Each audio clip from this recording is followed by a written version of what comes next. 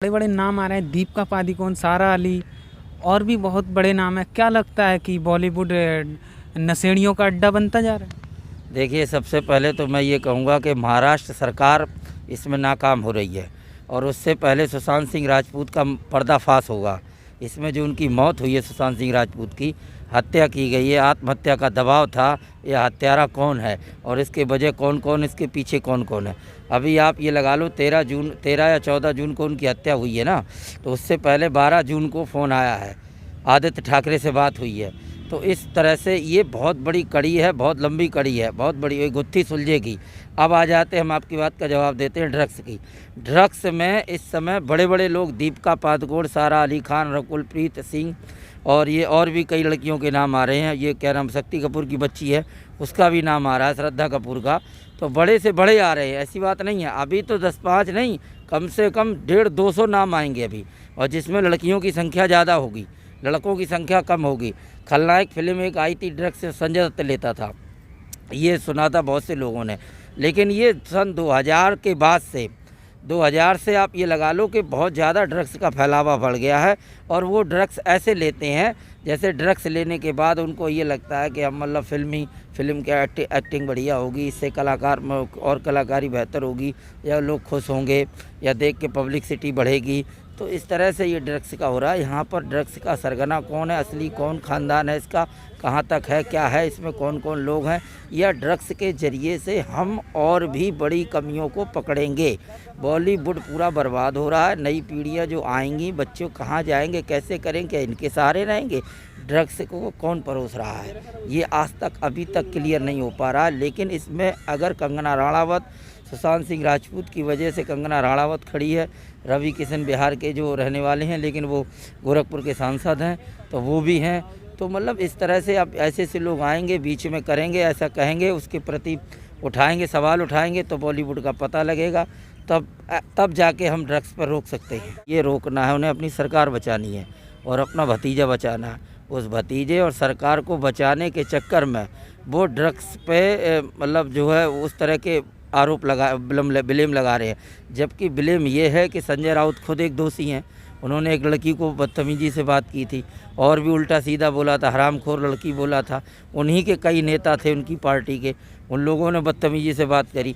तो उन लोगों को तो कुछ पता ही नहीं है, भाषा का कोई ज्ञान भी नहीं है, और वो मतलब जो है फैसला करने चले हैं। और ऐसे लोगों के हाथ में सरकार दे रखी है महाराष्ट्र की, तो ये तो बेड़ा गर्क करेंगे ही। और बॉलीवुड में ड्रग्स का पर्दा खुलना चाहिए। ये ड्रग्स क्यों है, कब तक रहेगा, और क्यों कैसे, कौन चलाने वाला है इसको, इसका तो पता लगना चाहिए भाई। ये तो ज़रूरी है। ये अगर मुहिम छेड़ी पहले खुलेआम इंटरव्यू में इशारा कर दिया कि हाँ जी हम तो ड्रग्स लेते हैं, तो ये इतना खुला चल रहा था। अब एक क्या हुआ है, एक निर्दोष व्यक्ति जिसका मेरा जो अपना पर्सनल ओपिनियन है, सुशांत सिंह राजपूत, उसको ईर्ष्यावश मेरे हिसाब से उसको मारा गया है। मेरे को जितना समझ में आता है, जैसे मैंने उसकी लाश की फ़ोटोआँ देखी हैं और जिस प्रकार की परिस्थितियां हैं, सर्कमस्टांसेस हैं, स्पष्ट है कि उसको मारा गया है।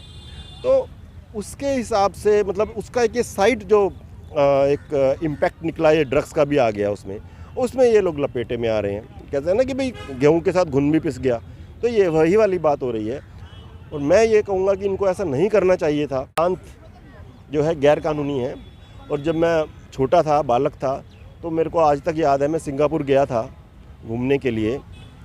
तो उस वक्त प्लेन में ही हमारे को एक कागज़ दिया गया था, उसमें लिखा हुआ था, जितना मुझे अच्छे से याद है, कि ड्रग्स का किसी भी प्रकार का ड्रग्स में इन्वॉल्व होने पर वहाँ सिंगापुर में मौत की सज़ा है सीधी। मेरे ख्याल से खाने पर भी और ट्रेडिंग पर भी, दोनों पर। अब ये देखिए, दो ये अलग अलग एक्सट्रीम्स हैं, दो अलग अलग छोर हैं। एक तरफ कुछ देशों में ये अलाउड है इसकी लिमिटेड क्वांटिटी कंज्यूम करना, और कुछ जगह जैसे मैंने सिंगापुर का बताया, वहाँ पे सीधा मौत की सज़ा दिखाई गई थी, बताई गई थी, लिखे हुए पेपर्स पे हमको दिए गए थे। और हमारे भारत में 6 महीने, 1 साल से लेकर 10 वर्ष तक की सज़ा है, depending what is the extent of your crime. तो ये है, बाकी इनको नहीं करना चाहिए। जैसे जैसे एनसीबी जांच कर रही है, और क्या लगता है और भी बड़े नाम आ सकते हैं? अजी देखिए, ऐसा है, जब मैंने बोला ये पैसे का खेल है, पैसा और उपलब्धि दोनों होना चाहिए, धन और उपलब्धि। धन जो बम्बई के जो फिल्म उद्योग है, उनके लोगों के पास जनरली कमी नहीं है, तो ये लोग तो करते ही होंगे। ये बड़ी सीधी सी बात है, बड़ा ओपन खेल चल रहा था। जैसे वो जो करण जौहर की पार्टी की पिक्चर दिखाते हैं, अभी चाहे लाख कहें कि जी हम नशे में नहीं थे, हम तो शराब के नशे में थे, बट जिस प्रकार सबकी आंखें चढ़ी हुई थी, मुझे नहीं लगता कि वो शराब के नशे में थे। बाकी अब वो दाव पेच तो खेलेंगे ही।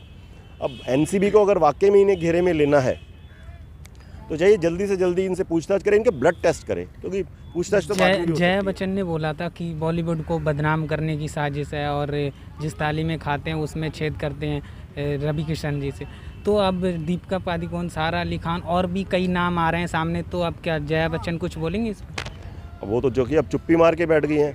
मैं क्या बोलूं, जया बच्चन जी का वो जो बयान था, जो वक्तव्य था, वो मेरे हिसाब से स्वार्थ से ओतप्रोत था, स्वार्थ से भरा हुआ था, यथार्थ से तो परे वो था ही था। एक बात बताइए, जया बच्चन जी को फिल्म उद्योग के ये जो नशेड़ी लोग हैं इनकी तो इतनी चिंता हो गई, जो अपराधी लोग हैं उनकी तो इतनी चिंता हो गई, जिनकी वजह से चाहे डायरेक्टली या इनडायरेक्टली, प्रत्यक्ष या अप्रत्यक्ष रूप से सुशांत सिंह राजपूत जैसा निर्दोष व्यक्ति मारा गया। देखिए, मैं ये मानता हूँ उसकी जो वो है एक ईर्ष्यावशी हुई है। मैं भी कुछ बड़े लोगों की ईर्ष्या का सामना कर रहा हूँ काफ़ी समय से। अब जया बच्चन जी से ये पूछा जाना चाहिए, इस पे तो वो इतना तिल मिला गई जैसे कि कोई उनके अभिषेक बच्चन का कुछ नाम ले दिया गया हो। लेकिन जब वो समाजवादी पार्टी की राज्यसभा मेंबर रही हैं लगातार लंबे समय तक, जब मुलायम सिंह यादव ने कहा कि अब बड़े हल्के भाव में कहा था उन्होंने, हो जाती है ये बलात्कार की जो लड़कों से गलती हो जाती है, जैसे ये कोई बड़ा छोटा मोटा अपराध हो। या आजम खान ने कहा था बड़ा अश्लील, जो मैं यहाँ कहना नहीं चाहूँगा, जया प्रदा जी के विरुद्ध, हाँ मतलब उनकी एक नारी की जो गरिमा के विरुद्ध एक बड़ी अश्लील सड़क छाप टिप्पणी की थी। तब तो जया भादुड़ी जी अपने होठ से ले रही, तब इन्हें क्या हो गया था, तब क्यों नहीं आगे बढ़ के बोली? तो ये तो स्पष्ट है कि इनका जो जया भादुड़ी जी का जो स्वार्थ है वो आगे आगे चलता है, जहाँ उनको लगता है उनके स्वार्थ के हिसाब से वो बोलती हैं। तो मैं उनके इस वक्तव्य